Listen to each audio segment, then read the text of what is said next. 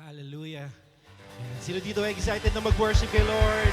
Kaya kung excited na po tayo po ay tatayo. Can I invite everyone to please stand up? And can we just put our hands together? Sige po, purihin natin si Lord yung pinaka-best na pagpupuri sa ating Panginoon. That's what He deserves. Come on. Sino dito gising na gising pa?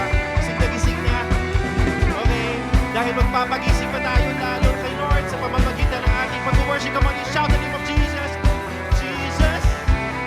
Jesus. Jesus. Everybody, come on. You sing. The break of day, in hope we rise. We speak your name.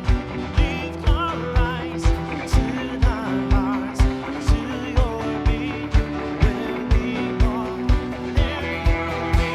With fire we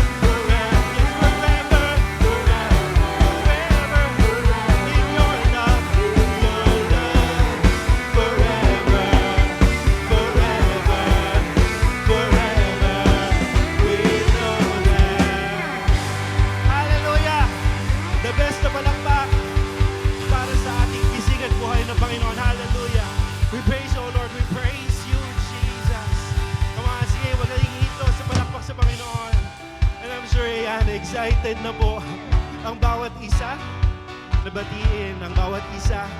Kaya naman, we will be given 60 seconds to move around this hall para makilala, batiin ang ating mga kasamahan dito.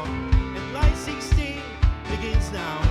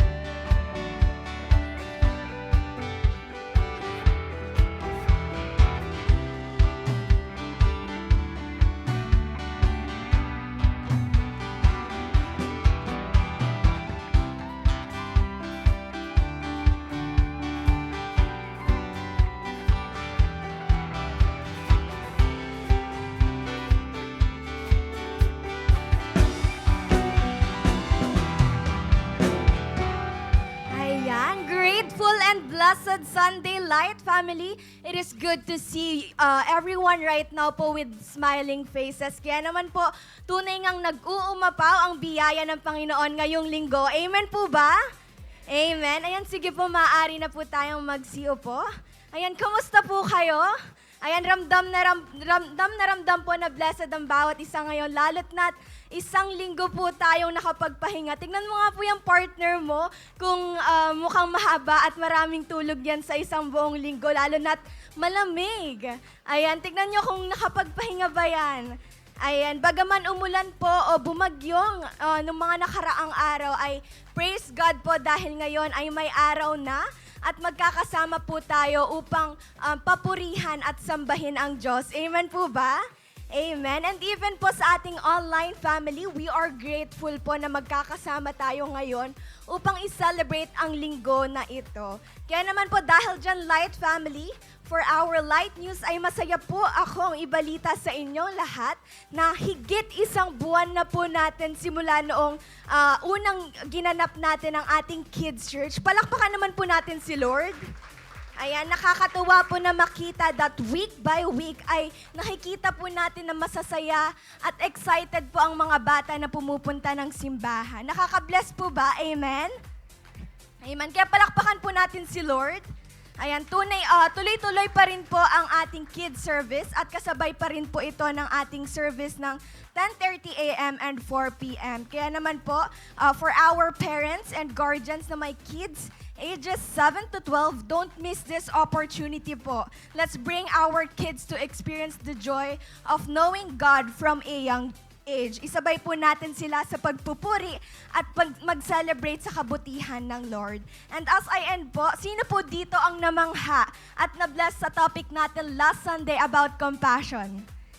Ayan, tuloy-tuloy pa rin po ang ating series entitled Dare to Move. Kaya naman po, Light Family, sabay-sabay po tayong manabik at maghanda sa sasaluhing salita na ibibigay sa atin ngayon ng Lord. Kaya naman, thank you so much, Light Family. With that, sit back, expect, and be blessed. Have a blessed Sunday, Light Family.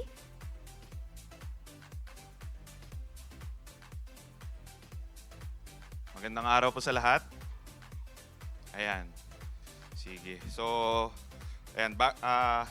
Ngayon po, bago tayo mag-proceed, pwede bang sabihan natin yung katabi natin, nagagalak ako ang nandito ka ngayon.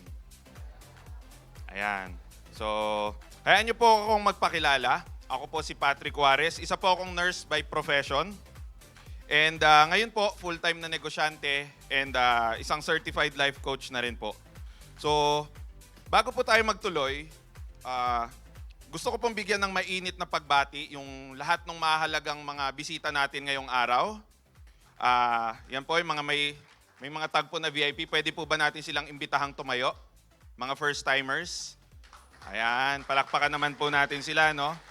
And aside sa pagpalakpak, pwede po ba nating imbitahan yung mga katabi nila na kamayan po sila at i-welcome sila sa ating family? Ayan, welcome po. And sa mga nanonood naman po online, Sa mga first-timers, type connect lang po sa ating comment and our Light Connect team will reach out to you. So, ayan, maraming salamat po. So, ngayon po, alam kong ready na ang lahat sa paborito nating topic. Tama po ba? Anong topic yon? Pagbibigay. Ayan. So, kung ready ng lahat na magbalik at magbigay sa Panginoon by our giving, let me encourage you with this Bible verse. Okay? So, we will proceed to the book of John, chapter 12, verse 3. Mary, therefore, took a pound of expensive ointment made from pure nard and anointed the feet of Jesus and wiped his feet with her hair. The house was filled with the fragrance of the perfume. So, dito po makikita natin ang isang kakaibang klase ng worship. Dito po, pinakita ni Mary of Bethany ang kakaibang klase ng kanyang devotion sa Panginoong Jesus. Sa pamamagitan ng pag-anoint gamit ang isang mahalimuyak na ointment at even ang pinamahid niya sa paa ng Panginoon ay ang kanyang buhok. Ang ointment po na ito, para lang sa information ng nakararami, ay nagkakahalaga ng 300 denarii. Okay po? Noong panahon nila, ang 300 denarii katumbas po ng isang taong sweldo ng isang manggagawa. Malaki po ba? Imagine niyo yung sweldo nyo, isang taon na katumbas nun, di ba? Tapos, nilaan siya sa isang pabango. Ngayon, isa itong klase ng handog na practically katumbas ng life savings ni Mary of Bethany. At ang ginawa na ito ni Mary ay hindi lang gesture, kung hindi isang matinding expression ng kanyang reverence at pasasalamat sa Panginoong Jesus, demonstrating true worship involving the offering of her finest gift to Christ. As we reflect on this passage, let us consider how we can give generously to God. Ang ganitong klase ng pagsamba ay reflection ng totoong devotion na tinitignan ang Panginoon bilang higit na valuable kaysa sa ating buhay at kahit anumang bagay na meron tayo. Hindi lang po usapang financial contributions gaya ng gagawin natin ngayon, but it is also about our offering of our time, talents, resources with a heart full of love. Just as the house was filled with the fragrance of Mary's perfume, may our lives be filled with the sweet aroma of our sincere devotion and sacrifice to Jesus. As a challenge po sa bawat isa, sa atin pong pagbibigay ngayon, nawa mag-reflect din ito ng ating puso na devoted sa Panginoon at maging pleasing aroma ang ating kaloob sa ating Diyos. Let me just share my testimony. Bilang isang professional, mataas po yung pangarap ko before.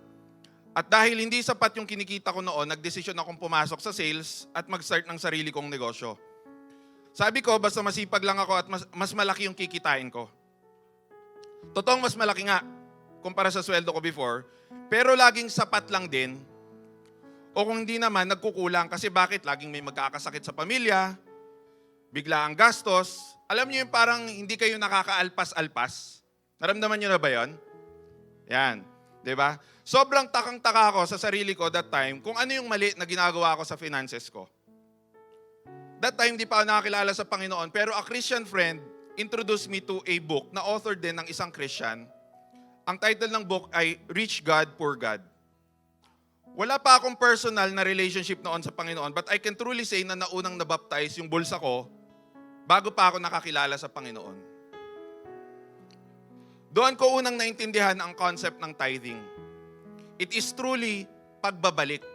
Hindi siya pagbibigay, di ba? Pagbabalik siya. Dahil gaya nga ng kasabihan, ipinanganak tayo sa mundong ito na wala tayong dala o wala tayong saplot. Lahat ng mayroon tayo ay galing sa Panginoon. At since provided ng Panginoon ang lahat, ano ba naman yung ilang porsyento ng kinikita natin ay ibabalik natin sa Kanya? Siya nga ang may-ari, tama ba? Naniniwala ba kayo siyang may-ari ng lahat? Siyang may-ari ng buhay natin at bilang may-ari, dapat mas malaki yung porsyento na napupunta sa Kanya. Tama po ba? Diba? Papayag ka ba ikaw yung may-ari? Ako kasi bilang isang negosyante, hindi naman ako papayag, ako yung may-ari ng negosyo, tapos sa akin yung minimum na parte. Kayo po ba, papayag kayo? Hindi po, tama? Ngayon, kung negosyante ka, usually ang hatian 50-50, dapat laging lamang yung may-ari. Nakuha niyo po? Pero imagine, yung nagmamay-ari ng lahat sa buhay mo, at least 10% lang ang hinihingi na ibalik mo. Sa 10% na yon, imaginein mo, 90% sa'yo napunta. Tapos, siya nagpo-provide ng lahat. Paano ko po nasabi? Imagine yung hininga na meron ka right now. Yung kakayahan mong bumangon at maghanap buhay, yung matino at malinaw mong kaisipan, yung kakayahan na galing tayo, lahat yan galing sa Panginoon. Tama po ba? Sino dito, kahit gaano ka kalakas o kahit gaano karaming pera mo, sigurado kang gising ka pa bukas. Alam mo yung mangyayari sa'yo at mahal mo sa buhay the next few days. Wala, tama? Kasi bakit hindi tayong may hawak ng mga bagay na to? Diba? Ngayon, naniniwala ba kayo na hawak ng Panginoon ang lahat? Kung naniniwala ka, kasama dito yung finances mo. Maraming takot ipaubaya yung finances nila sa iba. Ultimo sa Panginoon. Remember nung bata ka, hindi mo iniintindi kung may pera ka wala. Tama ba? Kasi bakit?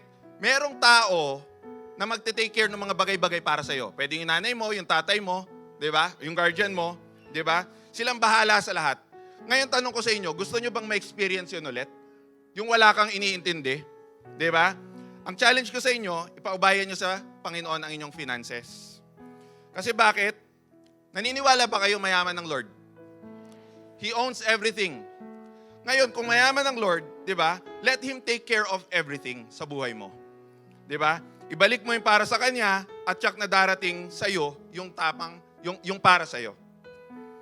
For my personal experience, the first time I ever tithed, around year 2013, sa pagkakalam ko, 3 digits lang yung tithes ko that time. Yun yung kauna-unahan kong tithes.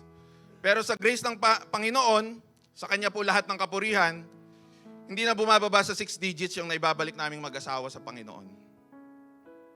Ang dalangin namin, kung ipagkakaloob ng Lord, lumaki pa ito para patuloy pa siyang mapapurihan pa. Yun ang pangarap na meron ako ngayon, pero hindi lumaki ang mga bagay na yon kung hindi kami naging faithful sa maliit. Tandaan mo kapatid, tithing is not just about money. It's about faith. Faith that also covered the restoration of your loving relationships, maayos na kalusugan, stable na hanap buhay, peace sa buhay mo, at iba pang mga bagay na ipinagpe-pray mo. Kaya naman po, as we prepare our tithes and offering, let me pray for you. Let's all bow down. Lord, maraming salamat sa pag-iingat mo sa amin sa araw na to, sa pagdadako mo sa amin ng ligtas. Lord, bago ang service na to, marami kaming iniintindi. Pero Lord, alam namin na kakatagpuin mo ang lahat ng ito if we'll just be faithful, Panginoon.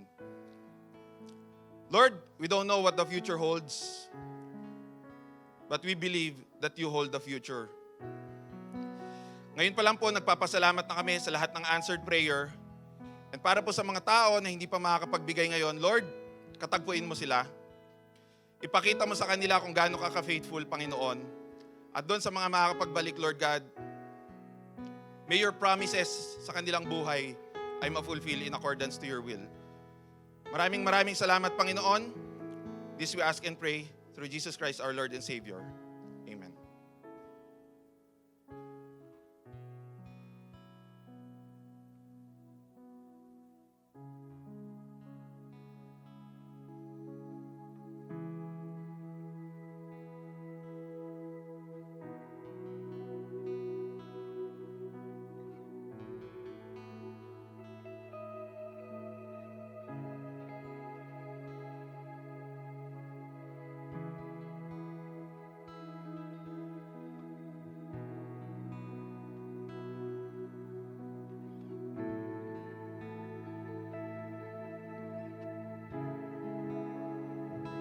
May we all stand po and let us continue to worship the Lord in this house today.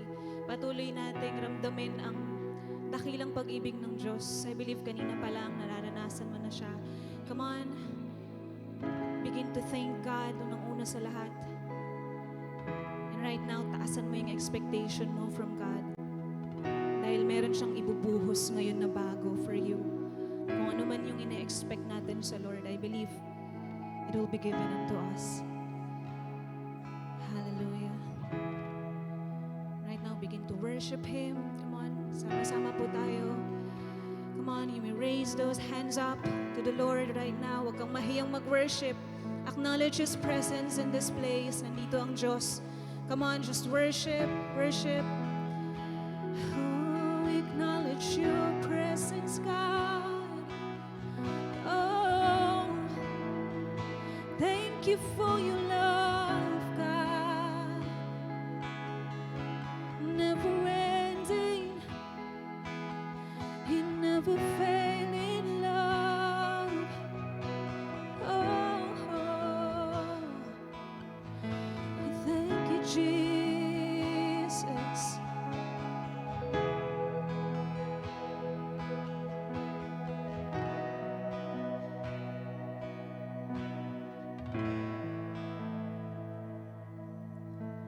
Try to stop Your love, and You would wage your war. Try to turn to everything You gave Your life for, and You would come running and tear down every wall. All the while You're shouting, "My love, You're worth it all."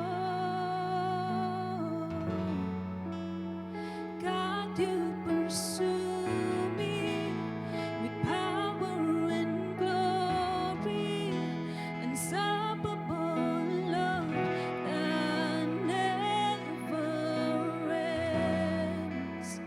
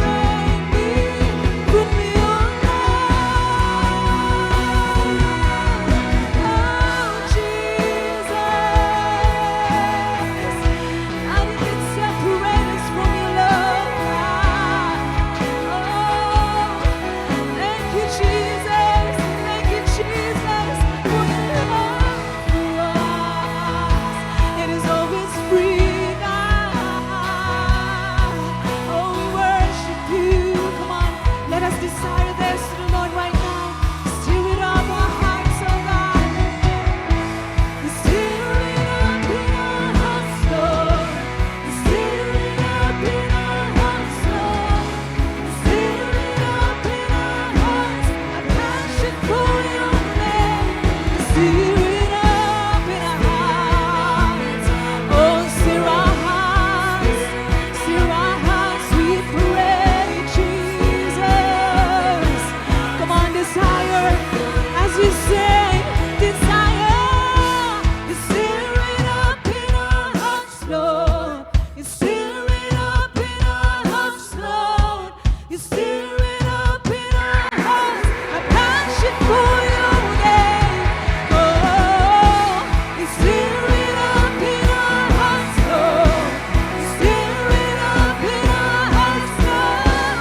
Stir it up in our hearts. Consuming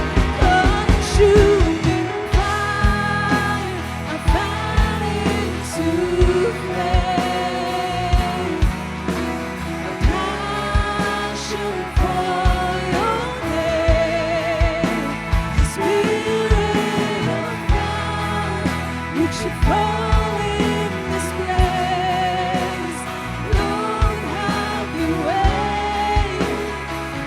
Lord, have your way. Consuming fire, fan into flame. A passion for your name. Spirit of God, would you fall in this place? Lord, have your way. Lord, have your way. Consuming fire, burn into us, we pray. Passion for your name, Spirit of God, fall on us today. Oh God, Lord, have your way. Lord, have your way. Consuming fire, fan into flame. A passion for your name. Spirit of God, would you fall in this place? Lord, have your way. Lord, have your way. Come on, acknowledge the presence of God in this place.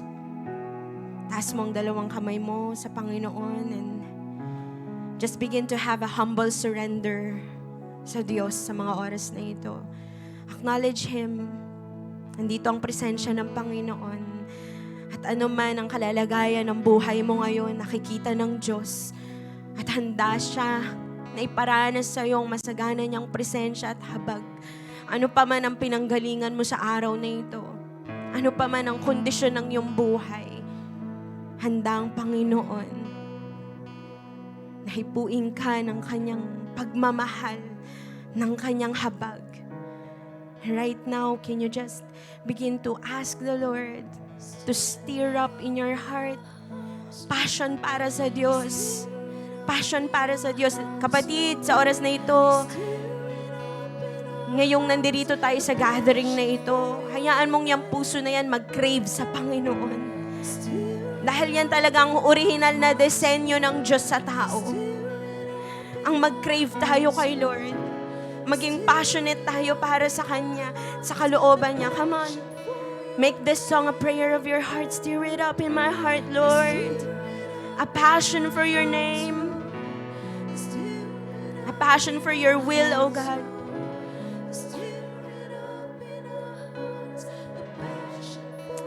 Hallelujah. Matthew chapter 9, verse 35 to 38, ang sabi ng salita ng Diyos. Then Jesus went to all the towns and villages, teaching in their synagogues, preaching the good news of the kingdom and healing every disease and every sickness. When he saw the crowds, he felt compassion for them because they were weary and worn out like sheep without a shepherd. Then he said to his disciples, "The harvest is abundant, but the workers are few. Therefore, pray to the Lord of the harvest to send out workers into his harvest." Mga kapatid, tayo pong nandirito ngayon ay bunga ng compassion ni Lord. He saw us and He felt compassion. Right now, let's ask the Lord to feel the same for other people. Lord, samahan niyo nga kami nawa sa gathering na ito, Diyos. We are honored to feel and encounter your presence in this place. At naniniwala kami, Panginoon, hindi lang kami nandirito para kami mismo yung mabless. Pero dahil nais mo kaming maging daluyan ng blessing, ng pag-ibig, ng habag mo, Diyos, sa iba. Kaya Lord, we pray that you would stretch our capacity to receive your word. Na I pray na bawat isa sa amin sa oras na ito, Lord, hindi mo kami malampasan, kundi, Panginoon, mapuno kami ng iyong presensya, ng iyong pag-ibig, ng iyong kalakasan. And fill us with your word. Move us with your word. Transform us with your word. Samahan niyo po kami, Holy Spirit. Gamitin niyo lang po ako bilang inyong mouthpiece. Pero ikaw lamang, O Diyos, magministeryo ang kapangyarihan mong maranasan ng bawat isa. We honor you in this place, O God. We glorify your name. Sa inyo lamang po ang pinakamataas na pagsamba. Ito po ng aming dalangin in Jesus' mighty name. And everybody say, Amen. Come on, the best clap offering to God. Yung pang Diyos po na palakpak, yung deserve ni Lord. Hallelujah. Thank you, God. Sige po, makakaupo po ang bawat isa. Ayan, batiin niyo po ang inyong mga katabi. I-appreciate mo naman yung katabi mo. Let's appreciate everyone na kasama po natin ngayon. Amen? Kasi itong week po na ito, it's not an easy week. Okay? Lalo na sa mga nagtatrabaho dyan, naging immortal kayo dahil sinuong ninyo ang bagyo. Tama ba, mga workers dyan? Okay? Kamusta po kayo? Kamusta po yung mga bahay nyo? Nakapaglimas na po ba? Taas pong kamay ng mga nakapaglimas na dyan. Okay, ang dami. May mga pala, may mga binaha pa rin sa atin, no? At sino naman dito, yung mga kabataan natin, kamusta naman ang bakasyon ninyo? Malungkot sila, wala daw baon. Okay. So, siguro po yung iba po sa atin dahil sa bagyo, yung iba talagang dumaan sa labanan, yung iba naman ay na-enjoy pa nila yung bakasyon. Yung iba po sa atin, maybe nagka-family time. Sino po dito nagka-family time kayo ng di oras? 'Di ba? Yung dahil nasa loob lang kayo ng tahanan, sama-sama lang, okay, nood-nood ng movie. Kami po ng aking munting pamilya, nagkaroon po kami ng family time di oras dahil sa bagyo. Hindi kami makalabas eh. So, nood-nood muna kami ng mga historical drama, kami mag-asawa, and documentary. And ma-share ko lang po, no, SKL. Okay, may napanood po akong documentary this week, no, about how the Philippines became a refuge for 1,300 Jews po na naging victim at target ng persecution ng Nazi in Germany and Austria. During po ng World War II ito, dahil kay Adolf Hitler. Familiar po ba kayo doon? Mas kilala po ito sa history bilang the Holocaust of European Jews, kung saan ang mga Hudyo po ay pinagpapatay, tinarget po sila ng karahasan at ng starvation. Sobrang disturbing po itong pangyayaring ito sa history na hanggang ngayon talagang pag pinag-uusapan to ng mga Hudyo, meron pa rin may marka pa rin ng hurt. Okay, kasi grabe pong pinagdaanan ng mga Hudyo noon sa kamay ng mga Nazis. And ang nakakalungkot po, very few countries are able to intervene and to act. Okay?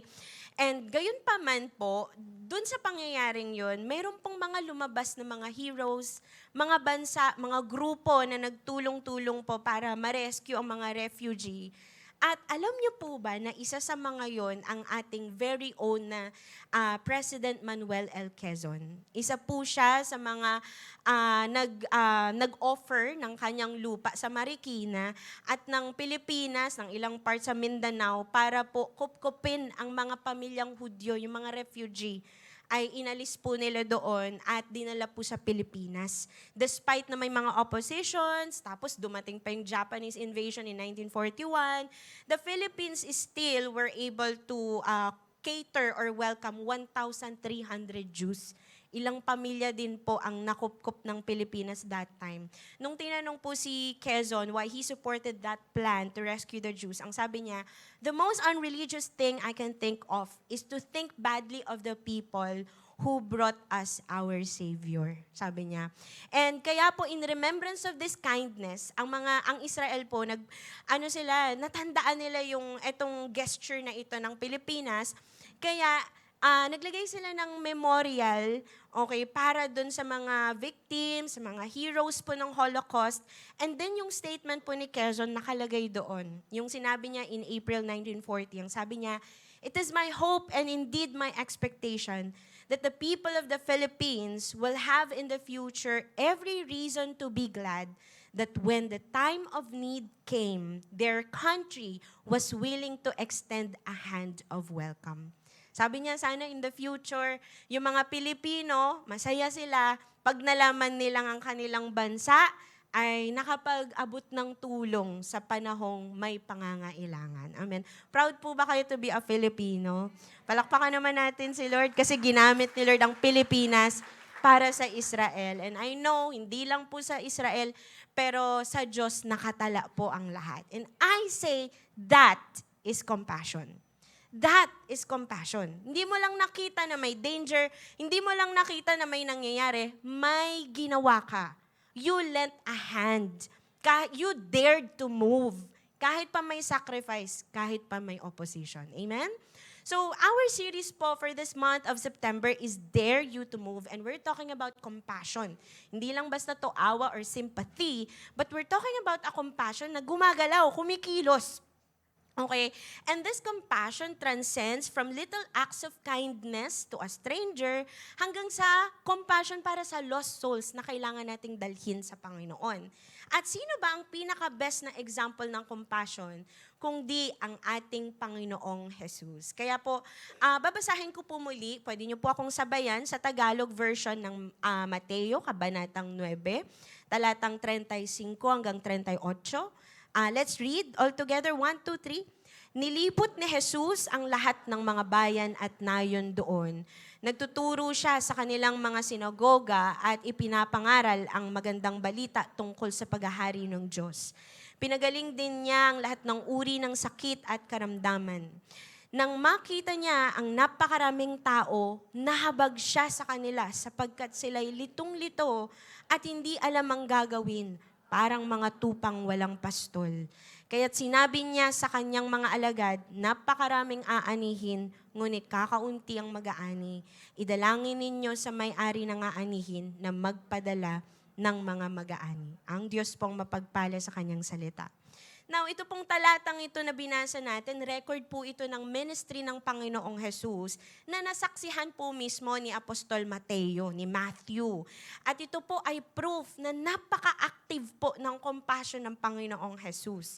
And that time po, it was, of course, ang kanyang earthly ministry, ang sabi po ay umabot ng 3.5 years, okay, plus 40 days.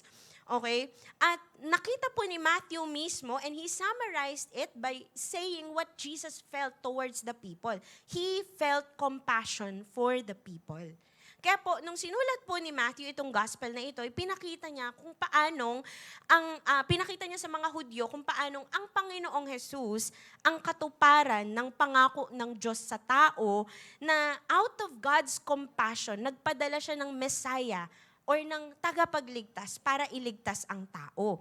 At alam niyo po yung passage na binasa natin, especially yung verse 36 patungkol sa sheep without a shepherd, it actually fulfills, yung pagdating ni Jesus, it fulfills yung prophecy po na nangyari in Ezekiel chapter 34 verses 2 to 11. Kung saan nagalit po ang Diyos sa mga shepherds na hindi naging responsable sa kanilang flock. Okay? Pinakinabangan nila ang flock, pinakinabangan nila mga tupa, pero pinabayaan nila ito. Ito po yung mga religious leaders sa Israel that time. na hindi nila hinatid sa tamang katuruan ng kanilang mga nasasakupan. Kaya nangako po ang Diyos na darating ang kanyang good shepherd in Ezekiel chapter 34 verse 11. Sabi po, "For this is what the sovereign Lord says, I myself will search for my sheep and look after them." At yung pinangako po na pastol na yon na darating, okay? Ito po'y walang iba kundi ang Panginoong Jesus. So yung compassion po ng Diyos para sa tao, hindi lang po hinalintulad sa nanay na may compassion sa anak. Hinalintulad din po ito sa isang shepherd na may compassion sa kanyang flock. Now, how compassionate po ba ang isang shepherd sa kanyang flock? Ito po ay nakikita sa pamamagitan ng kanyang total commitment. Sabi niyo po, commitment. Ang isang shepherd po kasi, kapag siya nag-commit na maging shepherd ng flock niya, parang ibibigay niya na rin yung kanyang buong buhay. Why? Because siya yung mag-aalaga, siya yung magpapakain, siya yung mag-iingat, at siya yung mag-guide sa mga ito. Kasi po, ang flock ay naive and passive lang. So, it is a compassion na active, masipag, at buong dedication. Ganyan po ang Diyos sa atin. His compassion for us, masipag po.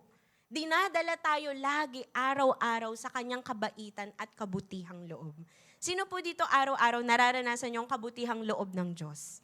Amen. So nothing can stop the compassion of God.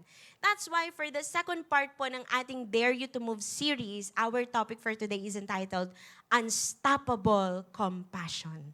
Yan, palakpakan naman natin si Lord. Amen. So, let's answer these questions po. There are questions that we need to address to understand unstoppable question. Mga tanong na kailangan nating sagutin para maintindihan po natin kung gaanong ang compassion ng Diyos ay hindi napapahinto. Una pong tanong, what could stir up compassion? Ano ba ang pumupukaw, nagpapaliyab? Ano ba yung pumupukaw sa compassion, nag-i-stir up dito? Ang sagot po, walang iba kundi the spiritual condition of the people. At ito po ang nakita ng Panginoong Yesus. Kaya in verse 36 ang sabi, when He saw the crowds, okay, nakita ng Panginoon yung mga tao, He felt compassion for them because they were weary and worn out like sheep without a shepherd. So, sa chapter po na ito, sa chapter 9 ng Matthew, pinakita po yung napakaraming miracles na ginawa ni Lord, including healing the paralytic, binuhay niya rin yung anak ng synagogue ruler, pinagaling niya yung bleeding woman, and also healing of the blind men. Okay, dito rin po yung calling ni Matthew bilang disciple. And according po sa historians, by the time ng chapter 9 ng Matthew, nasa year 2 na po ang Panginoong Jesus ng kanyang ministeryo. That's approximately 12 to 18 months. Okay? So, imagine, more or less a year or more than a year, okay, yung ministry ng Panginoon. Okay? And yet, napaka-active po ng ministry ng Diyos, ng ating Panginoong Jesus. Amen? Ang dami niyang na-reach na tao, ang dami niya pong nagawang miracle, at nagpipreach po siya at nagtuturo sa mga tao.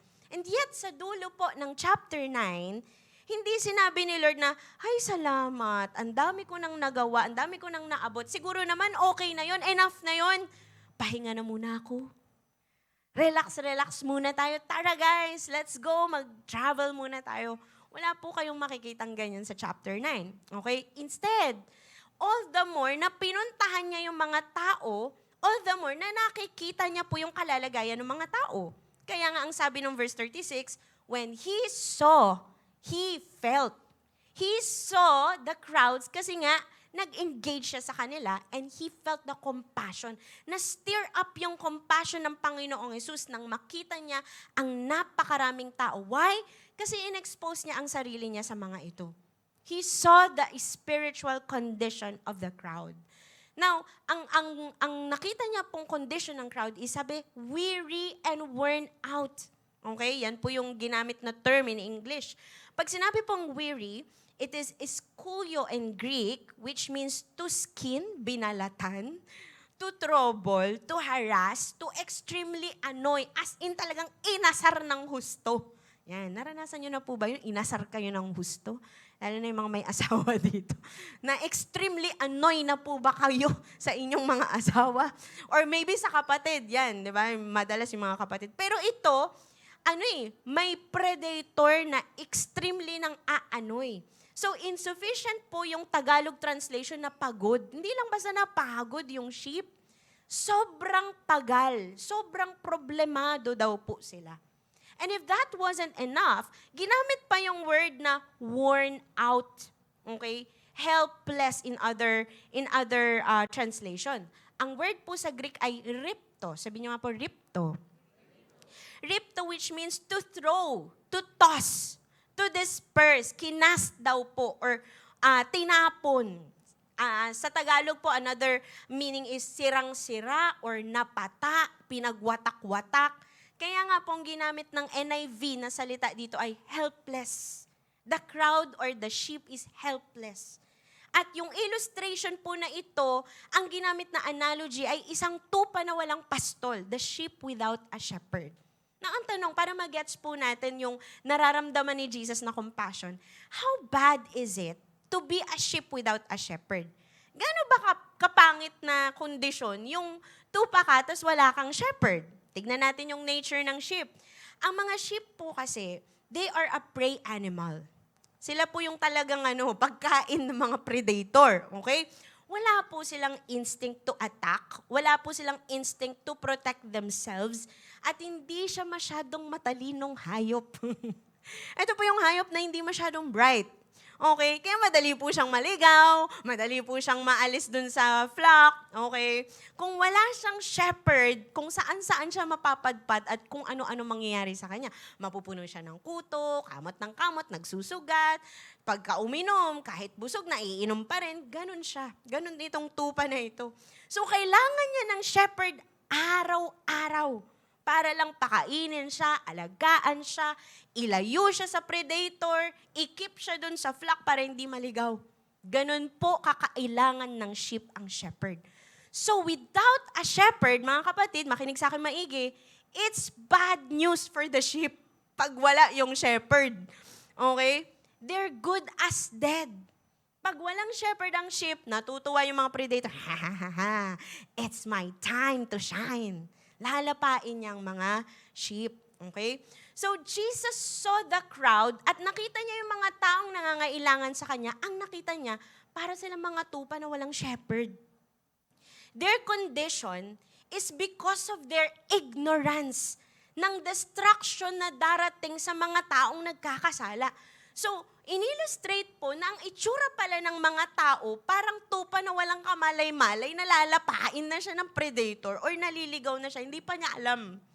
Okay? Ganito rin daw po ang tao na nasa kasalanan at wala siyang kamalay-malay sa destruction na darating sa kanya. Nasisira na yung buhay niya, hindi pa niya namamalay, nag-e-enjoy pa. Okay? Dahil hindi siya aware, ignorant siya sa consequence. Hindi niya namamalayan, pinagdadaanan niya na yung consequence ng mga sins niya. Pero siya, sige lang ng sige, hanggang papunta na siya sa destruction. At ito po ang mga taong nasa sin. Okay? Nahahatid sila sa mga maraming dahilan ba't nasisira ang kanilang buhay. Nasisira ang pamilya, nasisira ang kinabukasan, nagwawatak-watak, namomroblema ng husto. At ang masakit, yung inaasahan daw ng mga steward, okay, na shepherd, hindi nila hinahatid sa good shepherd, sa tamang turo, or hindi nila inaalagaan itong mga tupa na ito. So madali silang malapa ng wolf or ng mga maling teaching. Now, the immediate context, para lang po maintindihan natin, the immediate context po nito, it talks about the lost sheep of Israel. Okay? But, do you know na tayo rin pong mga tao, lahat po tayo, kahit hindi Israelita, we are weary and worn out sheep too. Tayo rin po ang mga tupang walang shepherd sa panahong tayo ay nasa kasalanan. Gaya po ng mga Israelita, tayong lahat ng tao ay ginawa pong sobrang problemado, pinagwatak-watak, sinira ng kasalanan, at wala tayong kamalay-malay na papunta na pala tayo sa destruction ng impyerno. Aware po ba kayo doon? Lalo na nung mga panahong enjoy na enjoy pa tayo sa sin. Araw-gabi, hindi mo alam kung bakit ang bigat-bigat ng kalooban ko, pero kinabukasan, babalik na naman sa kasalanan. Tama ba? Sasakit ang ulo, di na talaga ako babalik sa alak. Tapos, pagka maluwag na uli, tara shot. Diba? Tapos paulit-ulit yung cycle. Okay? Ang nangyayari po sa tao, wala tayong kamalay-malay sa destruction ng impyerno at sa nangyayari sa katawan natin, literally, sa spirito natin, sa kaluluwa natin, dahil po may mga relihiyon at may mga modern ideologies na tinatakpan yung katotohanan ng may konsekwensang sin at may impyerno. Tama ba? Namulat tayo sa paniniwala na okay lang yan, kahit naman mamatay ako. Pagpipray naman ako ng mga kamag-anak ko na mapunta sa langit eh. Tama ba? O di kaya naman, mayroon namang terminal, di ba, yung purgatorio. O, tapos doon, bibigyan lang ako ng task para magpakabait. O di pupunta na ako sa langit. Wrong. Wala pong ganyan sa Biblia. Are you here? Namulat tayo doon, pero mali yun. Kasi ang chance ng tao para makilala at maligtas dahil kay Kristo, habang buhay pa siya. Are you here? So, ang tao ngayon, wala siyang kamalay-malay. Papunta na siya sa impyerno, ine-enjoy niya lang nang ine-enjoy yung sin. Alright? So, we ended up in a cycle na nagdala sa atin sa spiral down ng consequences hanggang di ka na makabalik, di ka na makapunta kay Lord dahil nilayo ka na ng nilayo ng sarili mo. Okay? And our spiritual condition worsens hanggang kamatayan. The more na tumatagal, the more na palala ng palala. Okay? At pagpapakita lang po na kahit pala anong ganda ng panlabas na kondisyon, kahit pa mayaman yan, tignan mo yung katabi mo, mukha bang yayamanin yan? Okay? Kahit pa may earthly achievements yan, titles, kahit siya pang pinakapogi sa buong mundo, pinakamaganda sa balat ng lupa. Sa harap po ng Panginoon, hindi matatakpan ang spiritual condition. Amen? Mukhang masaya sa panlabas. Okay? Mukhang happy lang. Naman kayo dyan. Diba? Pero ang totoo, pagod na sa loob, empty. Pag mag-isa siya, ang lungkot-lungkot niya, hindi niya malaman kung bakit. May hinahanap siya, browse ng browse, naghahanap na mag-entertain sa kanya, pero walang makapuno sa kanya. Tama ba? Sira ang buhay sa loob. Weary and worn out, harassed and helpless because of sin. Until the Good Shepherd Jesus Christ came in. Dito na pumasok ang Panginoong Jesus at dahil sa compassion niya para sa atin, dahil siya talaga ang shepherd natin, siya mismong nagbigay ng kanyang buhay para lang iligtas tayo sa kasalanan at kapahamakan. That's why ang sabi ng John 10:11, I am the good shepherd, sabi ni Lord. The good shepherd lays down his life for the sheep. Kaya po binigay ng Panginoon ang kanyang buhay para iligtas tayo. Indeed, namatay ang Panginoong Hesukristo upang pagbayaran ang ating mga kasalanan, guilt, shame, lahat-lahat ng yan, at palayain tayo sa spiritual condition na papuntang destruction. Mga kapatid, naligtas po tayo dahil nakita ni Lord ang condition natin. He felt compassion and He saved us. Amen? Pwede bang palakpakan natin si Lord? Sabi mo naman sa katabi mo, mahal na mahal ka ni Jesus. Amen? So, in the same way, ngayong naintindihan natin yan, in the same way mga kapatid, compassion is stirred up sa atin kapag nakita na natin yung totoong kondisyon ng ibang tao. Wala ka talagang makikita kung hindi mo pinupuntahan, hindi mo ine-expose yung sarili mo sa kanila, wala ka talagang mararamdaman na compassion kung hindi mo nakikita yung totoong kondisyon nila. Why? Kasi po minsan, mapanlin lang, saka madali tayong madaya ng social media eh. Tama ba yung nakikita natin sa panlabas? Siyempre, nakikita mo sa social media, mukha siyang masaya. Mukhang mas okay pa nga siya sa akin. Siya nga may jowa, ako nga wala eh. Diba?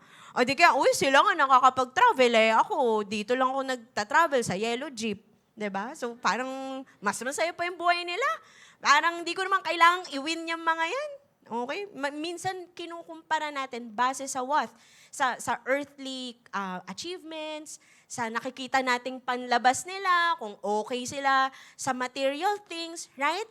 So, why? Kasi madali pong makadaya yung facade, yung social media. Pero remember po, people put their best foot forward sa social media to gain attraction, to gain validation.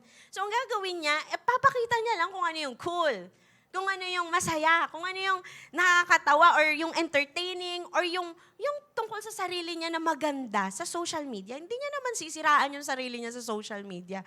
May chichismis ako sa inyo tungkol sa sarili ko. Wala namang ganun. Tama ba? And it doesn't reveal their spiritual condition. So ang kailangan po natin is face-to-face engagement sa tao. At humingi tayo ng tulong sa Diyos para makita ang spiritual condition ng mga tao sa paligid natin. Even po yung mga taong nakakasalamuhan natin sa loob ng bahay. Sa loob po ng tahanan, lalo na sa loob ng tahanan, simpleng I love you nga, hindi di ba masabi sa loob ng tahanan? Kasi parang may hiyaan. Okay? So, how much more na mas lalong hindi niya ipapakita yung totoong kondisyon ng kanyang kaluluwa. Okay? So, ang Panginoong Jesus po, siya po in-engage niya ang kanyang sarili sa mga tao face-to-face. Okay? Hindi lang po via, alam mo yon, meditation, social media, kung ano yung nakikita ng image. Okay? Although all-knowing na po si Christ, alam niya naman talaga kung ano yung totoong nangyayari sa atin. Yet, still, in-exemplify po ng Panginoong Jesus kung paano personally mag-i-engage sa tao. So, mga kapatid, makinig po sa akin maigi. Posible kasi na kaya hindi na i-stir up yung habag natin sa iba, yung compassion natin for other people, lalo na po kung tayo matagal ng Kristiyano, tapos wala tayong habag na umabot ng mga taong wala pa sa Panginoon, wala tayong habag na mag-invite sa kanila, possible po kasi is because we only engage ourselves sa mga kapwa natin Kristiyano. Hindi na natin nakikita kung ano yung nangyayari sa mga unbelievers, sa mga pre-believers. Tama ba?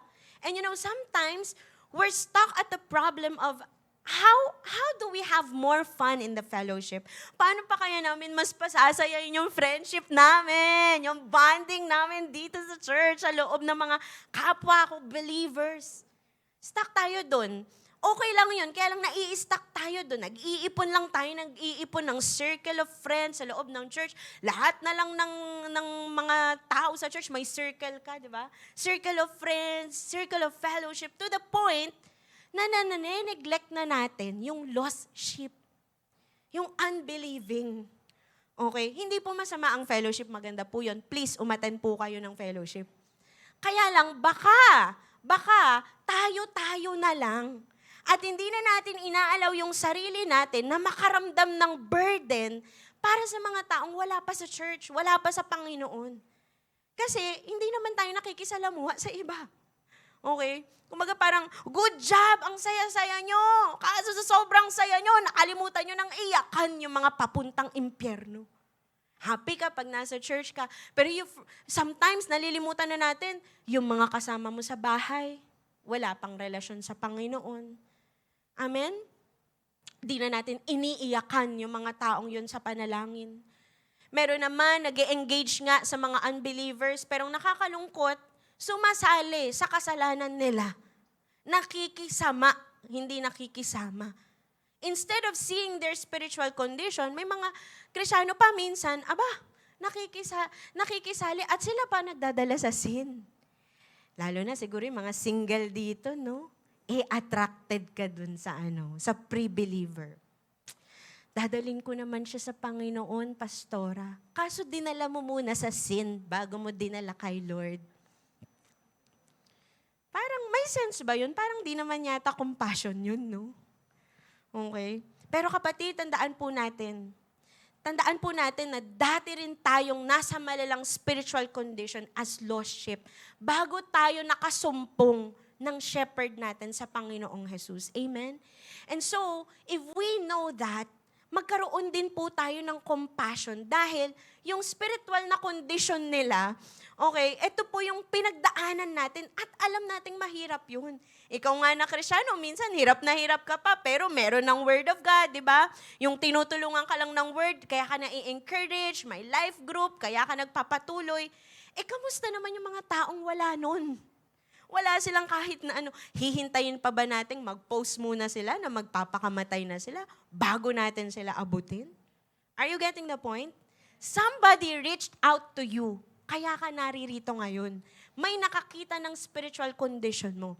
And so let's ask the Lord this time, tayo naman, gamitin ng Panginoon, makita natin yung condition nila. Condition ng pamilya natin, ng mga kaibigan natin, ka-workmate natin, or ng mga kaklase natin. At gamitin tayo ng Panginoon para i-reach out sila. Amen po ba? Sabihin mo sa katabi mo, tapikin niyo po yung katabi niyo, lalo na kung pumipikit yan. Sabihin mo sa kanya, huy, compassion daw. Palakpakan naman po natin si Lord.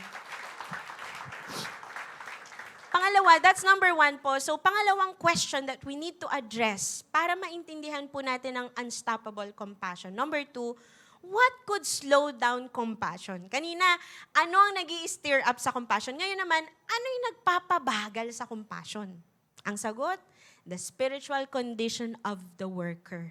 Sabi po ng verses 37 to 38, then he said to his disciples, the harvest is abundant, but the workers are few. Therefore, pray to the Lord of the harvest to send out workers into the harvest, His harvest. So, the Lord Jesus Christ po, napakasipag niyang ginampanan ng ministry niya to the point po na sa loob ng 3.5 years plus 40 days, nalibot niya po ang Galilee, ang Judea, Samaria, Jerusalem, even po yung magkabilang side ng Jordan River. Ganun po katindi ang Panginoon. Ako, 30 plus years na, hanggang Sambales lang. Pinakamalayo na, Baguio. Okay? Si Lord talagang nalibot niya yung lahat ng yon. So, He would teach in synagogues, preach on hills, mountains, garden, wilderness, river, even po sa bangka. Nagtuturo ang Panginoon. Kaya ang sabi ng verse 35, then Jesus went to all the towns and villages, teaching in their synagogues, preaching the good news of the kingdom, and healing every disease and every sickness. Imagine mo lahat na ng uri ng sakit no, na-encounter ni Lord.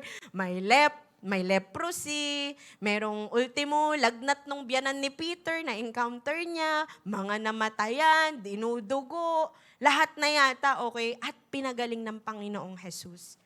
At kasabay pa po ng ministry niya, nagdi-disciple pa siya ng mga makukulit na disciple. Di ba yung mga disciple niya, mga competitive sa isa't isa? Tapos, kasabay pa nun, bumubuntot din sa kanya yung mga bashers niya. Yung mga nagkikriticize at nagpa-persecute sa kanya ng mga religious leaders. And this could have been so exhausting. Imagine mo 3.5 years, ito yung pinagdadaanan mo. Nagtatrabaho ka, tapos may mga makukulit kang dinidisciple, tapos may mga naiinggit sa'yo, kinikriticize ka. Nakakapagod po yun mentally, emotionally, and physically. Tama po ba?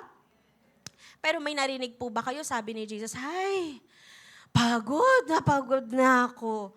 Naubos na ako. Baka pwedeng this time, ako naman. Me time muna. May ganun ba? Tapos nag-walk out si Lord, tapos nagsayaw na lang na maybe this time. Here's my ganun. Mas, hindi na po ako magsasayaw dito. Okay? No, wala pong ganung moment si Lord. Okay? Hindi yung sarili niyang pagod, yung nakita niya. Ang nakita niya, yung pagod ng lost sheep. Yes, napapagod physically kapag nagme-ministeryo, pero mas nakakapagod yung spiritual na kondisyon. Nakita niya po, they're weary and worn out. At sa kanya sinabing, the harvest is abundant. Ang dami pang aanihin. Ang unti na nagtatrabaho. Manalangin kayo sa Panginoon ng harvest to send out workers. Hindi siya naawa sa pagod niya eh. Hindi siya naawa sa dami ng ginagawa niya. Ako na lang lahat. Ako na lang lagi. Hindi ganun. Naawa siya sa dami ng nangangailangan sa kanya. Ang dami pa nilang nangangailangan. Kaya po siya nagka-compassion. Jesus had no time for self-pity and laziness. Amen? In short, there's no stopping Jesus from His active compassion. Now, baka sinasabi ninyo, syempre, pastora, si Jesus yan. Si Jesus yan, di ako yan. Simpleng mamamayan lamang ako ng Light Church. Hindi ako yan. Okay? Oo, sige, sabihin na natin si Jesus yon at ginawa niya yon dahil He only had a limited time, dahil magpa-plan siya ng church, okay? Pero agad na pinasa ni Lord yung burden sa mga disciples. Kaya hindi pa rin natin ma-exclude yung sarili natin. Dahil biglang sinabi niya sa kanila yung burden na napakaraming nasa worst na spiritual condition, pero konti ang manggagawa. Sabi niya, pray so that the Lord of the harvest may send workers. Yung workers po dito is ergates, meaning field laborer or workman. Ito po yung mga nagtatrabaho sa same na field kung saan nangangailangan po na may gumagawa ng task. At yung harvest po na tinutukoy dito is another figure of speech or analogy na ang pinatutukuyan po is yung ginagather yung mga tao sa kingdom ni Lord. Okay? Dinadala sila sa kingdom ni Lord, kaya po harvest. Okay? So, yung laborer pala o yung worker na tinatawag dito ni Lord, ito yung mga taong nagiging instrumento sila para madala yung tao sa kingdom ni Lord. Ano-ano ba yan? It could be yung pag-i-invite mo, pag-i-encourage mo through the word of God, pag-share ng gospel, dinadala mo sila sa kingdom ni Lord. Harvester po ang tawag doon, workers po yun. So in short, harvesters are soul winners. Amen? Sabi mo sa katabi mo, harvester ka rin. Amen? Especially kung nag-i-invite ka sa church, harvester ka rin. Now, alam niyo po ba na yung sinasabing prayer dito for the Lord of the harvest to send out workers? Ayan na, tingin po dito maigi. Yung send out po na ginamit dito na word is ekbalo in Greek. Sabi niyo po, ekbalo. Which means to cast out. To cast out or to bring forth by force. May puwersa daw na sinisend sa harvest field upang magtrabaho. Take note po yung word na yun, ekbalo, send out by force. Hindi po ito yung apostelo. Yung apostelo po, yung Greek word na usually ginagamit, di ba, pag nagsisend sa mission, yung pag-pray natin siya, tapos, di ba, marahan at talagang honorable ang pagkakasend sa missions, ganun, di ba? Yung ekbalo po, hindi, talagang puwersahan, sinisend na sa sa harvest field. Okay? Yung talagang, yung parang wala na siya magagawa, puwersahin na talagang i-send out Okay? Now, I was wondering, bakit ito yung ginamit ni Lord na word? Bakit may force? Okay? And I realized the answer ay nasa phrase bago yung prayer. Ang sabi, it's because the harvest is abundant but the workers are few. Ang daming aanihin, pero konti ang nagtatrabaho. Konti ang naghihirap. May scarcity ng workers to the point na need na daw forcefully i-cast out into the field. Hindi lang pala demonyo yung kinakast out, no? Kinakast out na rin yung workers. Cast out. Go! Okay, parang pinalalabas na, magsilabas kayo dyan! Magtrabaho kayo dyan. Parang ganon. So lumalabas, hindi na po voluntarism ang hinihintay ng harvest. Yung, sige, you pray to the Lord of the harvest na magkaroon ng mga willing, mga volunteer, yung pagpipray pa niya kung siya ba talaga ang tinawag ng Panginoon, iwin ng pamilya niya. Lord, ako ba talaga yung tinawag ni Lord? Tapos after 15 years, doon niya marirealize na siya nga ang tinawag ni Lord sa pamilya niya. Hindi po yun. Okay? Hindi na naghihintay ng volunteerism yung harvest. Mabubulok to. So, kailangan nang i-deploy by force yung workers at i-send into the harvest field. Why? Because it's not a pleasurable task. It needs labor. Lumalabas mga kapatid na ang problema ng konting workers, hindi dahil konti yung qualified, pero dahil konti ang may sense of urgency na magpasend. Are you getting the point? May kausap pa po ba ako? Amen? May problema pala sa kondisyon mismo ng mga nag-aani. And it is about sense of urgency. Konti yung nakakakita ng urgency sa harvest. And urgency is needed in the harvest. Kasi alam natin ang harvest, may season. Tama po ba? So, Mga kapatid, sino po dito, nararamdaman nyo parang i-ekbalo na kayo ni Lord? Yung ika-cast out na by force. Okay? May mga tao pong may compassion naman para sa iba. Naaawang, nakakaawa naman siya, wala siyang makain. Gusto kong tumulong. Nakakaawa naman siya, wala pa siyang relasyon kay Lord. Gusto kong mag-invite. Nakakaawa naman tong mga community na to. Nasa kasalanan sila. Gusto kong magpagamit kay Lord para madala sila sa Panginoon. Pero hanggang gusto lang. Walang sense of urgency na gawin yung bagay na yun. After niyang gusto ko, ay, ano ba bang bago sa Netflix ngayon?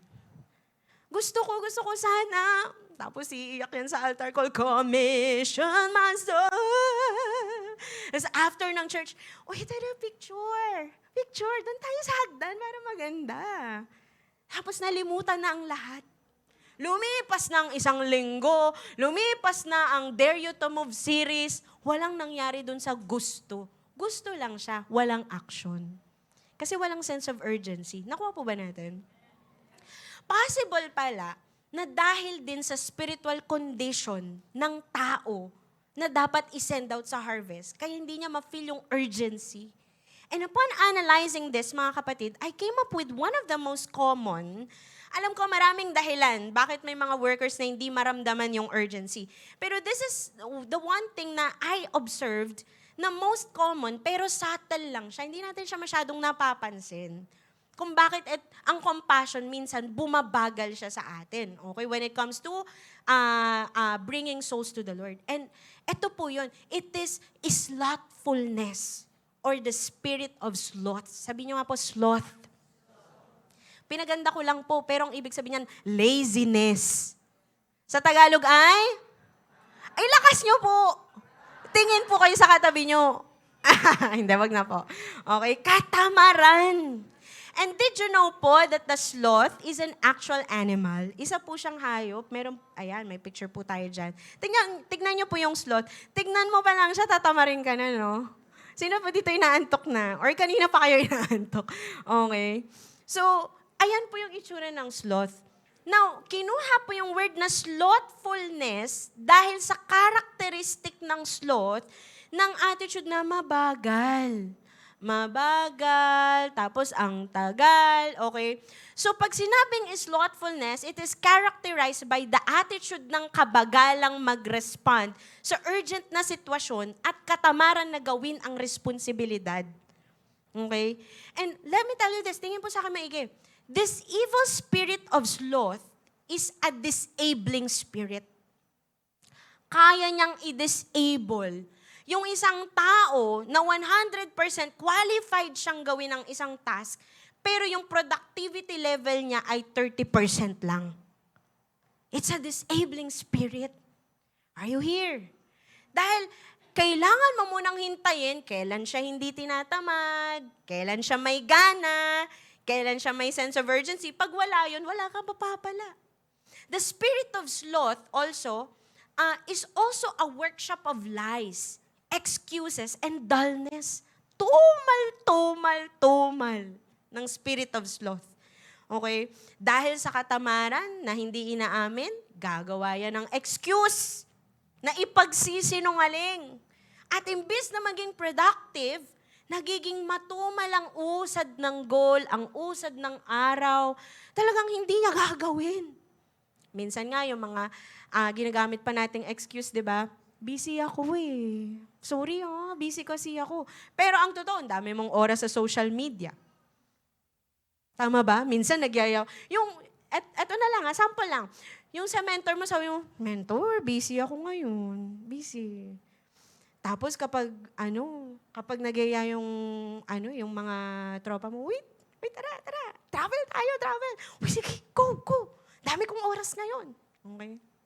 Tama ba? O di kaya, may bago pong ngayon. May bagong ibig sabihin ng masama ang pakiramdam ngayon. Alam niyo po ba yon? Yung word na masama ang pakiramdam, minsan ang ibig sabihin niya, tinatamad ako mag-effort today. Sige, sabihin ko na lang, masama po yung pakiramdam ko. At least, di ako nagsabi ng may sakit ako. Sinabi ko, masama ang pakiramdam ko. Sabi mo sa katabi mo, uy, excuses natin yung lagi. Tama ba? Nagiging sinungaling dahil sa spirit of sloth. And also, the spirit of sloth can disable a gifted Christian. Grabe, gifted yung Christian. Spiritually gifted, okay, may mga talents. Kaya lang, hindi siya naniniwalang magiging fruitful siya. Nadidelay ang growth, nadidelay ang commitment, at nagiging inconsistent siya, on-off. Kaya tuloy, nagiging less yung integrity. Hindi mo maasahan yung salita. Walang isang salita, laging tardy, laging late, bara-bara yung gawa. Sorry po, nagagalit na po ba kayo sa akin? Ningas kugon, sa umpisa lang magaling, intro girl, intro boy. Di ba? Talagang kapag January, seek first! Come on! Pagdating ng February, wala na. Okay, hanggang sa babalik na naman, ayan na naman, pa-December na, come on! Ningas kugon. Or, last-minute crammer. Ganito po tayo, di ba, nung high school? O hanggang ngayon? Yung deadline Friday, Thursday night mo siya gagawin. Kahit buong week kang libre. Okay? Last-minute crammer. Okay? So the person under the influence of sloth will lack many things. Anong wala sa kanya? Wala siyang reliability. Hindi mo siya maasahan. Wala siyang consistency. Talagang hindi mo siya pwedeng i-assign sa isang task na kailangan na matinding commitment. Wala siyang honesty. Hindi mo maasahan kung totoo yung sinasabi niya at excuses niya. At hindi siya magiging excellent. Yung potential niya, potential lang, di magiging excellence. This disabling spirit will make one lose sight of his purpose. Kaya hindi niya magagawa yung purpose niya ultimately. His spiritual giftings, hindi niya masisilayang na-optimize niya yung maximum capacity. Puno siya ng regrets, ng guilt when it comes sa spiritual life niya at yung desire niya na magamit si Lord. Lagi yun, tuwing na lang siya babalik kay Lord. Sorry Lord, dami kong pagkukulang. Hindi ako nakapag-devotion ng one week. Diba? Tapos, maaayos na naman siya. After nun, sorry Lord, dami kong pagkukulang. Hindi ako nakapag-devotion ng 1 month. Palala ng papalala. Okay? Puro regrets yan. Puro guilt. Okay? Tapos, hanggang sa compassion is slowly defeated in that person. May awa siya sa pamilya niya, may awa siya sa friends niya. Pero sasabihin niya na lang, hindi ako karapat-dapat na gamitin ni Lord sa mga yan. Ako nga problema pa ako ng mentor ko, tapos ako gagamitin ni Lord sa mga yan. Ako nga, hirap na hirap pa mag-devotion, tapos ako gagamitin ni Lord. You see? Ilang Kristiyano ang nadidefeat ng sloth ngayon. Kaya hindi tayo nagagamit ni Lord sa pamilya natin, sa mga tao sa paligid natin. At karamihan sa atin sinasabing, hindi ako karapat-dapat. Kaya mga kapatid, we need to fight the slothful spirit. Kala lang natin, wala-wala lang siya. Kasi ang madalas nating kinakasout, spirit of lust, get out! Spirit of pride, rebellion, get out! Sabi ng spirit of sloth, hindi niya ako napapansin. Ang saya ko dito sa bahay niya. Tama ba? Tapos ina-entertain pa natin siya, niyayakap natin siya. Spirit of sloth can disable you into using your giftings para sa Panginoon. That's why, number 1 na gagawin natin, fight through prayer.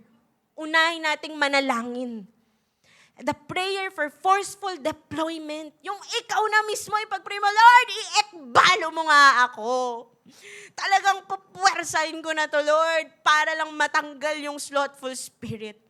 Yung marami sa atin makaramdam ng burden, i-commit ang sarili na kumilos with urgency. Bakit? Kasi kapag naramdaman na natin yung urgency, walang tatama rin sa atin eh. Tama po ba? May nakita na po ba kayo? Nasusunog yung bahay, tinamad lumikas? Hoy, nasusunog na yung bahay nyo! Ay, natatamad pa ako eh. Yaman ako masunog. Meron po bang ganun? Kapag may emergency, nakakaramdam ng urgency lahat, mabubuhat mo talaga yung ref eh. Tama ba? Bubuhatin mo talaga yung pamilya mo eh, kahit 10 pa sila eh. Kasi may urgency. Dahil may mamamatay pag di ka kikilos. Tama ba? Kapatid, ganun din po in the spirit. papunta ng impyerno yung mga taong wala pa sa Panginoon. There should be a sense of urgency. Hindi mo na iniisip na, ay wait lang, mag-aaral muna ako kung paano mag-win. Pero gagamitin ka ni Lord. Oo, may nag-aaral. Pero di ba may sense of urgency sa'yo na, ay mag-invite ako, kailangan i-invite ko to. Tama po ba? And we na nakakarinig nito, we are to feel the sense of urgency and fight the disabling, slothful spirit dahil maraming papuntang impyerno.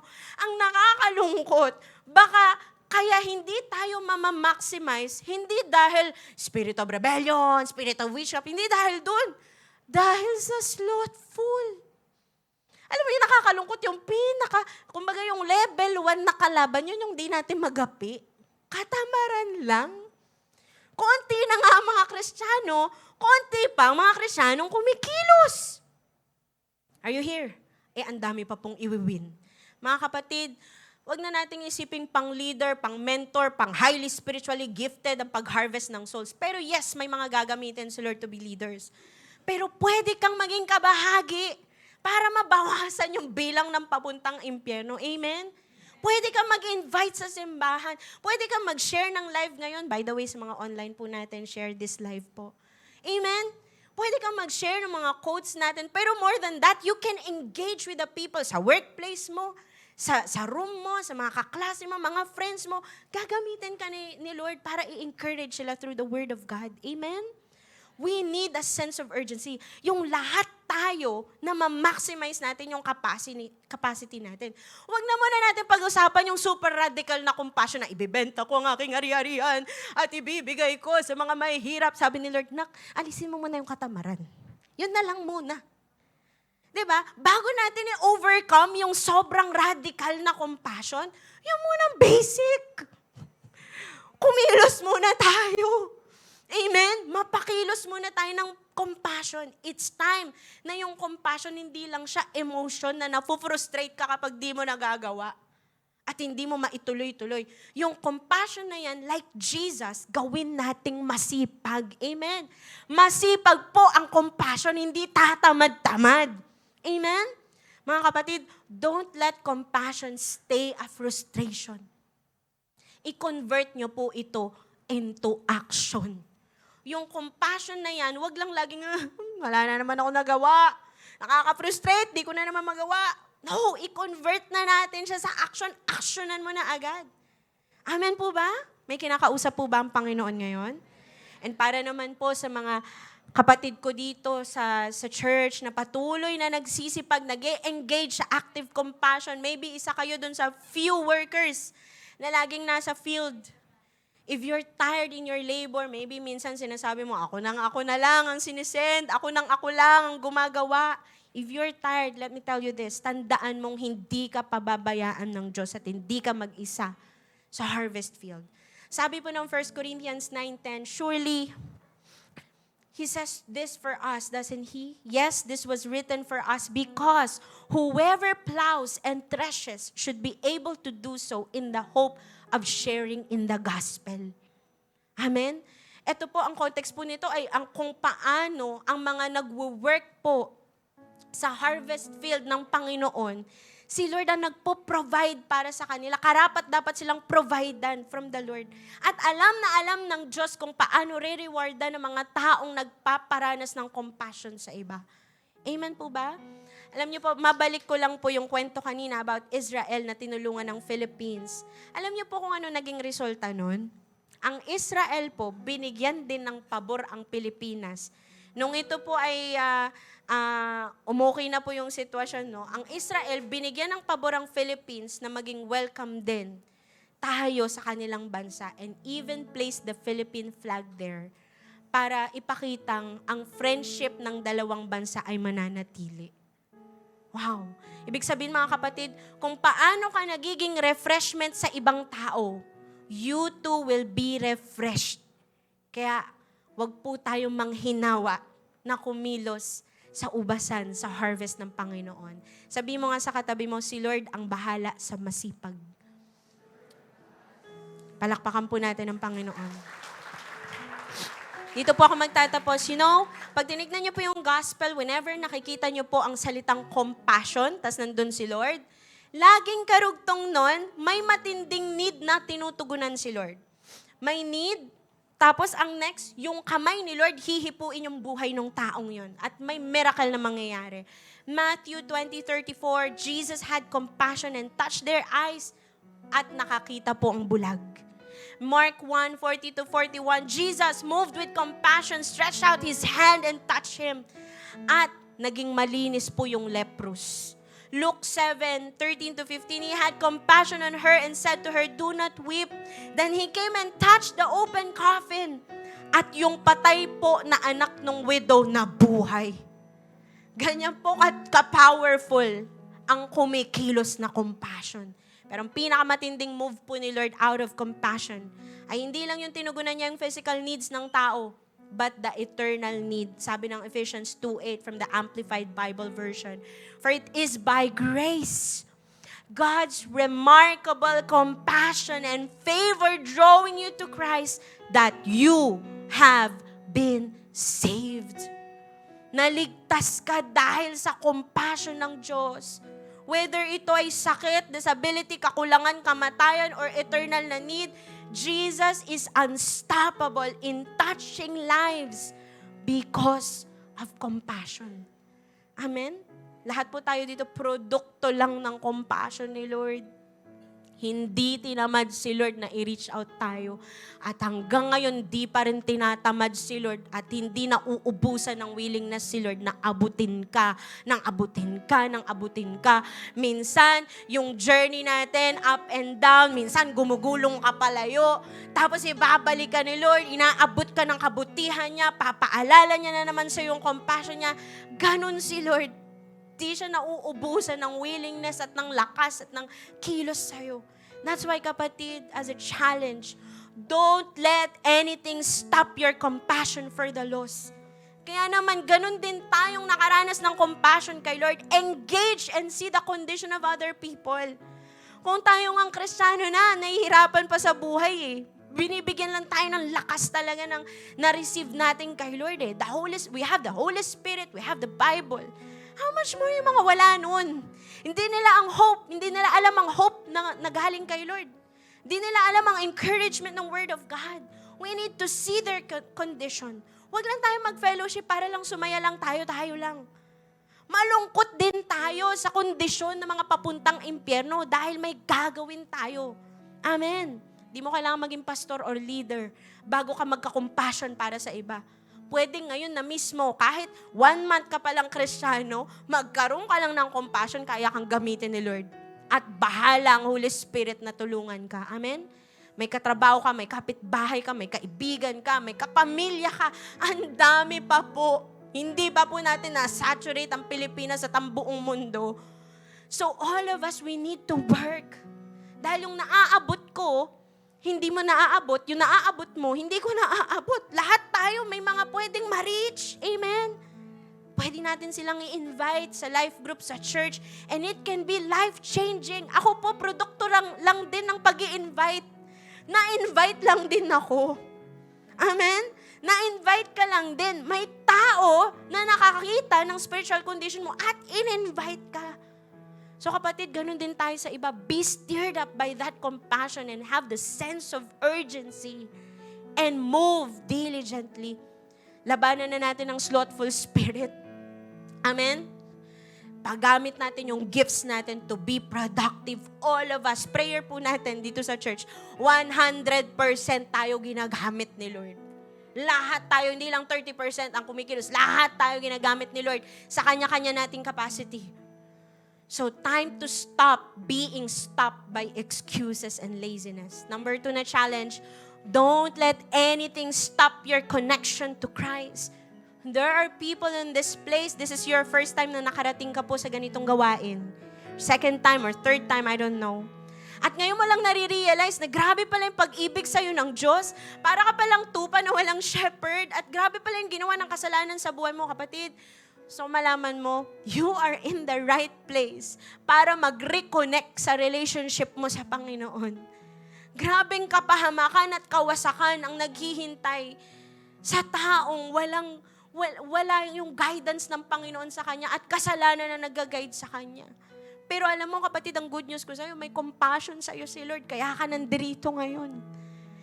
It's not an accident that you're here and you're hearing this message. This is God's sign for you to know that God loves you so much. Ayaw ka na niyang manatili sa buhay na walang shepherd. Awang-awa na si Lord sa ginagawa ng kasalanan sa buhay mo. Marami pa siyang pwedeng gawin sa buhay mo. You have a purpose in your life. Reconnect in that relationship with the Lord. Kapatid, mahal ka ng Diyos. He wants to connect with you. He wants to shepherd your life. At pag si Lord ang naging shepherd mo, hindi ka mapapariwara. That's the best decision na pwede mong gawin. Kaya sa oras na ito, pipikit po tayong lahat. And if this is the first time na nakarating ka sa lugar na ito, or maybe hindi man first time, pero ngayon mo lang nauunawaan yung pangangailangan mo ng shepherd. You want to reconnect or connect with Jesus. Magkaroon ng totoong personal na relasyon sa Kanya. Hindi lang relihiyon. Maybe meron sa atin, marami na tayong narinig, pero wala tayong personal na connection sa Panginoon. Kapatid, ito yung tamang panahon. It's not an accident na nandirito ka. It's time to recommit your life. Kaya, kung ikaw yung taong nais mong i-receive, ang good shepherd sa iyong buhay, taas mong iyong kamay, huwag kang mahiya habang ikaw'y nakapikit pa rin. Habang lahat ay nakapikit. Ikaw na nais mo ng good shepherd sa buhay mo, taas mo yung kamay mo and begin to pray this prayer. Sabihin mo, Panginoong Jesus, naintindihan ko na po ang kalalagayan ko kapag walang guidance mo. Nagkasala po ako, napalayo sa'yo, at hindi ko kayang iligtas ang aking sarili. Hindi ko kayang ayusin ang buhay ko. Hindi ko kayang i-shepherd ang sarili ko. Kaya Panginoong Jesus, lumalapit ako sa'yo. Ikaw na siyang namatay, nilibing, at muling nabuhay para ako'y mapatawad at malinis, mapalaya at magkaroon ng bagong buhay. Tinatanggap kita. Pumasok ka po sa aking buhay bilang aking Panginoon at personal Savior. At mula sa araw na ito, Diyos, Ikaw na ang maging hari ng buhay ko. Ikaw na maging good shepherd ko na magdadala sa akin sa kalooban ng Ama at sa eternal life. Salamat po, Panginoon. Hallelujah. If you pray that prayer today, kapatid, ikaw na nakaranas ng compassion, pasalamatan mo ang pag-ibig ng Diyos. Pasalamatan mo ang Diyos dahil may compassion siya sa iyo. And at the same time, all of us in this place, lahat tayo na recipient ng compassion ng Panginoon. It's time naman na tayo rin, mapapukaw tayo, mapukaw yung puso natin, ma-stir up siya ng compassion ng Panginoon sa iba. This time, alalahanin mo yung mga taong wala pa sa Panginoon. Come on. Dahil tayo nga mismo na Kristiyano na nag-i-struggle pa. How much more sila na wala silang shepherd, wala silang word of God, wala silang church life, hindi sila napapalakas. Paano na lang yung marriage nila? Paano yung parenting nila? Paano yung buhay nila? Paano kapag depressed na sila, saan sila lumalapit? Paano kung hirap na hirap sila sa buhay, saan sila umaasa? Just imagine how difficult it is to live without Jesus. So kapatid, huwag kang makontento. Na-a-attend ka lang for your own sake. Well, God loves you. God wants to lavish you with His love. Pero gusto niya rin yung mga tao sa paligid mo na wala pang Jesus sa buhay nila. Maranasan ng compassion ng Panginoon. Kapatid, time is running out for this world. It's decaying. Sinasabi ko sa inyo po, kung sa tingin niyo mahirap nang mag-win ngayon, let me tell you, 1 year from now, 2 years from now, 3 years, 5 years, 10 years from now, it will be even more difficult. Our society is getting worse in their spiritual condition. At hayagan na po ang pag-reject ng mga tao kay Kristo at sa kabanalan ng Diyos. Kung ngayon ang magpapahinto lang sa atin, katamaran, paano na bukas pagkamatayan na ang kapalit pag sinunod mo si Lord? Paano pa tayo uusad kung ngayon pa lang sa basic hindi tayo mapakilos? Kapatid, Kailan tayo magkakaroon ng compassion at sense of urgency? Pag mas mahirap nang mag-win, pag too late na, pag patay na sila. Kapatid, ngayon pa lang, isolve na natin yung basic na problema. Huwag katamaran na maging problema sa pagkilos. Ngayon na tayo kumilos. Dahil darating ang time kahit magsipag ka, it will be difficult. But today, God is giving us a chance to rekindle the fire, to be stirred up in compassion, bumalik sa sense of urgency at ang simbahan na ito in full capacity, 100% trumabaho for the sake of the harvest na papunta na po sa worst. Kaya sa mga oras na ito, kung willingness pa lang ang problema, kung urgency pa lang ang problema mo, madali na yung solusyonan ngayon.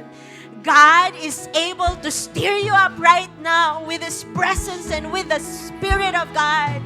Sa mga oras na ito, if you want that compassion from the Lord, mari ka bang tumayo, raise up your hands, and begin to pray that God would give you a heart that is full of compassion na kumikilos, unstoppable compassion.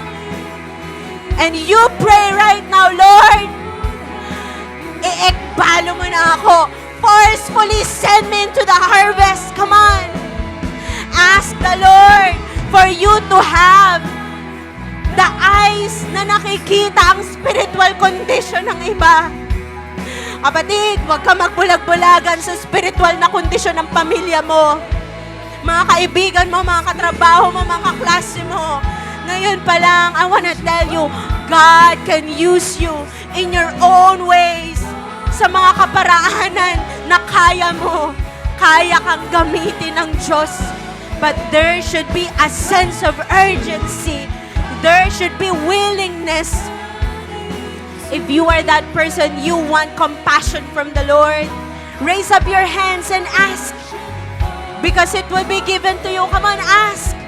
Ask. Humingi ka kay Lord ng compassion, sense of urgency, the zeal, the fire. Huwag na magpa-delay pa. Huwag mo nang ipa-delay pa ang pagpapagamit mo kay Lord. Tumatakbo ang oras. Tumatakbo ang oras para sa pamilya mo. Tumatakbo ang oras para sa mga magulang mo, sa mga kapatid mo, sa mga anak mo. Tumatakbo ang oras para sa society na ito. Ngayon ang panahon para magkaroon ng apoy na magpagamit sa Panginoon. Come on, you ask. Because the Holy Spirit is stirring up compassion in your heart right now. Oh, stir us up, Lord.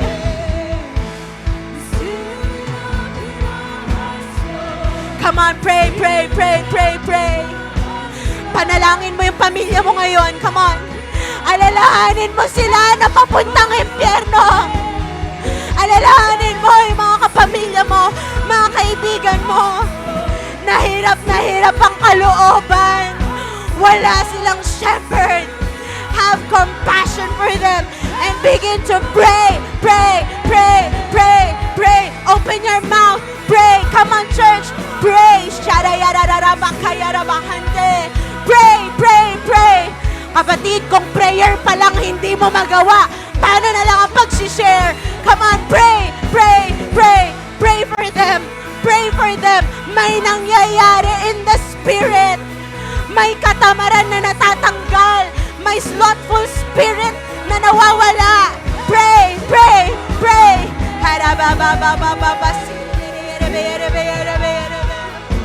Stir us up, Lord. Stir us up, Lord. Kinakwalify ka ni Lord. Huwag ka na magduda. Huwag mo nang tanungin. Kinakwalify ka ni Lord. Magpa-stir up ka ng zeal, compassion, apoy, commitment, consistency. Come on. The Holy Spirit is empowering you right now.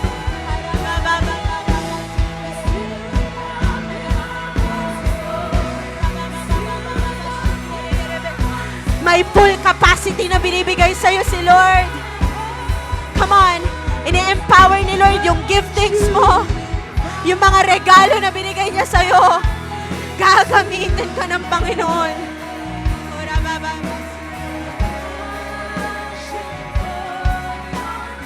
Hindi pa tapos si Lord sa buhay mo. You think nagawa mo na lahat, pero may gagawin pa ang Panginoon sa'yo. Come on. Ikaw na napapagod. God can give you strength. God can give you fire. Pero hilingin mo kay Lord, give me eyes that see their condition, Lord. Give me eyes. Hanggat di ko nakikita, hindi ako may steer. So give me eyes. Give me eyes, Lord, na nakikita yung condition nila. Hindi yung nakikita ng panlabas lang. Gusto ko pong makita yung condition nila so that yung compassion mag-arise sa akin, Lord. Help me burn in zeal, in compassion. Help me burn in the passion for your name. Tulungan mo ako magka-sense of urgency, God. Ayoko na pong magpa-stop sa slothfulness. Masyado na pong mahabang panahon na hindi ako nagagamit sa kingdom mo, Lord. Gamitin mo ako, Panginoon. Come on, pray. Pray for your heart. Pray for yourself na ikaw mismo gamitin ka ng Panginoon. Don't say tapos na yung panahon ko. Don't say may nagawa na ako, enough na yun. No, gagamitin ka pa rin ni Lord. Buhay ka pa, ibig sabihin gagamitin ka pa rin ni Lord. May mga tao pa sa paligid mo na wala pang relasyon sa Kanya. Kaya kang gamitin ng Panginoon. Hallelujah. Hallelujah, Lord. Maraming salamat po na hindi mo kami hinahayaan na ma-disable ng katamaran, ng slothfulness, or ng walang sense of urgency. But God, thank you because pinapaalala mo sa amin, Panginoon, yung totoong purpose namin kung ba't nandito pa kami bilang Kristiyano. Lord, ano pa man yung kondisyon, yung sitwasyon namin, sa journey namin, alam ko, Panginoon, in your own way, minimit mo yung needs namin. And so, God, as you meet our needs, tulungan mo kaming maging kagamit-gamit din. Hindi lang kami taga-salo ng blessing, taga-salo ng answered prayer. Gawin nyo rin po kaming answered prayer sa iba. Gawin nyo rin po kami, Panginoon, na magkaroon kami ng ambag para, Lord, yung mga lost, mabawasan ang papuntang impyerno at madala namin sila sa kingdom mo. Lord, help us in our own ways, oh God. Whether it's inviting, sharing, encouraging, giving, Lord, help us support the kingdom. Tulungan niyo po kami, Panginoon, maging kagamit-gamit sa iyong kaharian. At Lord, unahin niyo pong maligtas, maranasan ang kaligtasan ng aming pamilya at mga kaibigan. Use us, oh God, to be a good testimony to them. Kasi Lord, we realize the time is running out. Babalik kang muli. Malapit na. Papasama na ng papasama ang mundo. Lord, di namin alam kung anong pwede mangyari, Panginoon, 10 years from now. We don't know if there's gonna be a war or what will happen in the future sa aming pamilya. Kaya Lord, ngayon na mismo, Lord, use us. Use us. Empower us. Samahan mo kami, Panginoon. And Lord, naniniwala ako, Ikaw ang bahala sa mga taong nagsisipag sa kingdom mo. Salamat po, Panginoon. Lord, continue to bless everyone as we become productive in your kingdom. We thank you, Lord. Salamat sa shepherding mo. Salamat sa compassion mo sa amin. Pinupuri ka namin, Panginoon. Sinasamba ka namin. Ito pong aming samot dalangin in Jesus' mighty name. Amen. Amen. Come on, the best clap offering to Jesus. Sabihin mo sa katabi mo, magsisipag tayo. And let's celebrate. Let's worship God. Hallelujah. Para po sa mga gusto mo mahabol ng kanilang nice and offering, lapit lang po tayo dito sa harap. Sa ating may basket dito. And of course, para sa mga pinag-apoy ang puso, yan, handa ng maglingkod at magpasakop sa Panginoon upang sa kaharian ng kanyang. Tayo ay muling aawit victoriously. Come on. Fire will arise, love's alive, love unchained, it's blazing now. The streets will glow, forever bright, His glory is breaking through the night. You will never fade away, your love is hidden